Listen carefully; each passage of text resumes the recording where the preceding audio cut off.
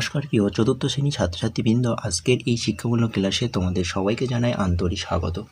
এখন আমরা চতুর্থ শ্রেণী গণিত বিষয় দ্বিতীয় পর্বে তথা দ্বিতীয় পর্যায়ক্রমিক মূল্যায়নে 2026 সালে গণিতের প্রশ্নপত্রটির উত্তর সহ ধাপে ধাপে আলোচনা করব। প্রতিটি প্রশ্নের উত্তর সহজ ও স্পষ্টভাবে ব্যাখ্যা করা হয়েছে যাতে তোমরা সহজে বিষয়টি বুঝতে পারো এবং পরীক্ষার জন্য ভালোভাবে এখন থেকে প্রস্তুতি নিতে পারো। চলো আর দেরি না করে আমরা মূল আলোচনায় প্রবেশ করি। প্রথমেই একের দাগে সঠিক উত্তরের মাথায় টিক চিহ্ন দাও। 1 × 4 = 4। প্রথম প্রশ্ন নাম্বার ক, এই সালগুলির মধ্যে কোনটি লিপ ইয়ার? 2010, 2011, 2012। এখানে সঠিক উত্তর 2012। চলো পরের প্রশ্ন নাম্বার খ, 7 ও 5 এর গসাগু হলো 1, 2, 3। 7 ও 5 এর গসাগু হলো 1।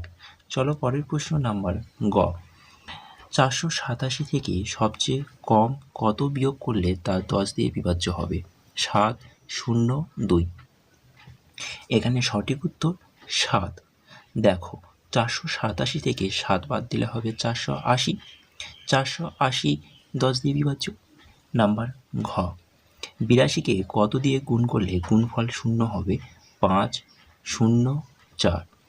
82কে 0 দিয়ে গুণ করলে গুণফল 0 হবে। এখানে সঠিক উত্তর 0। চলো পরের প্রশ্ন নাম্বার 2, শূন্যস্থান পূরণ করো। 1 × 6 = 6। প্রথম প্রশ্ন নাম্বার ক, 15 ঘন্টা 50 মিনিট সমান ড্যাশ মিনিট। 15 ঘন্টা 50 মিনিট সমান 950 মিনিট। চলো পরের প্রশ্ন নাম্বার খ, 2 সপ্তাহ সমান ড্যাশ দিন। 2 সপ্তাহ সমান 2 × 7 সমান 14 দিন।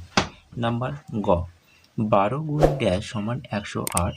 12 × 9 সমান 108। চলো পরের প্রশ্ন নাম্বার ঘ, 110 মাস সমান ড্যাশ বছর ড্যাশ মাস। 110 মাস সমান 9 বছর 2 মাস। নাম্বার উঙা, ভাজ্য সমান সমান ড্যাশ গুণ ড্যাশ যোগ ড্যাশ। ভাজ্য সমান সমান ভাজক গুণ ভাগফল যোগ ভাগশেষ। নাম্বার চ, লব 4 এবং হর 7 হলে ভগ্নাংশটি হবে ড্যাশ। লব 4 এবং হর 7 হলে ভগ্নাংশটি হবে 4/7 অর্থাৎ 4/7।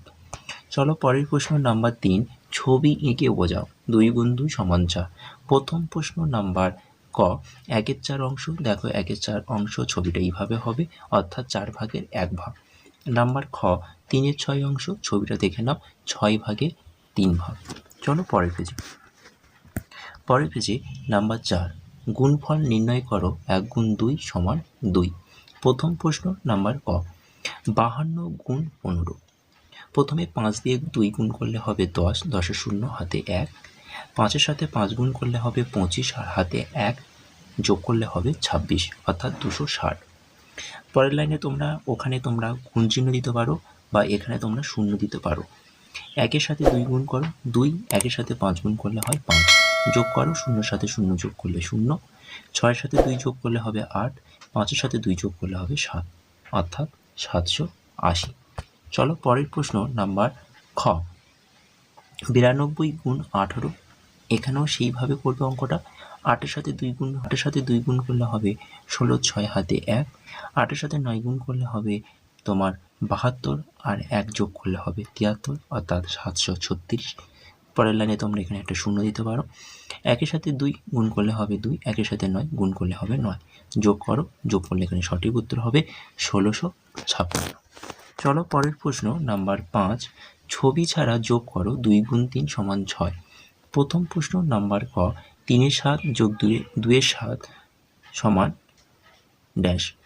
3/7 যোগ 2/7 সমান 5/7।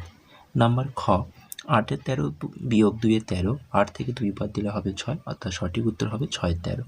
নাম্বার গ, 5/2 বিয়োগ 3/2 বিয়োগ করলে হবে 2/2 অর্থাৎ 1। পরের প্রশ্ন নাম্বার 6, ফাঁকা ঘরে লেখো 1 × 4 = 4। 3 × 12 = 36। 3 × 13 = 39। 3 × 9 = 27। 3 × 15 = 45। চলো পরের প্রশ্ন নাম্বার 7, অঙ্কগুলি কষে দেখাও। 2 + 2 = 4। প্রথম প্রশ্ন নাম্বার ক, আমাদের গ্রামের রাস্তা মেরামতের কাজ চলছে, আরও 840 টাকা দরকার। গ্রামে 28টি পরিবার ওই টাকা সমান ভাগে ভাগ করে দেবে। প্রত্যেক পরিবার কত টাকা করে দেবে হিসাব করো। তাহলে 840 ভাগ 28, 28 দিয়ে 840কে ভাগ করলে সঠিক উত্তর হবে 30। অতএব উত্তর লিখবে প্রত্যেক পরিবার 30 টাকা করে দেবে। চলো পরের পেজে নাম্বার খ। পুরুলিয়া জেলায় এক মেলায় একজন কাপড় ব্যাগ বিক্রি করছেন। একটি ব্যাগ 95 টাকা বিক্রি করেছেন। প্রথম দিন 18টি ব্যাগ একই দামে বিক্রি করে তিনি কত টাকা পেলেন?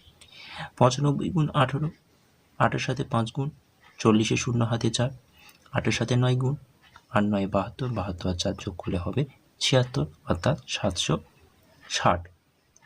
পরের লাইনে প্রথমে তোমরা একটি শূন্য দাও।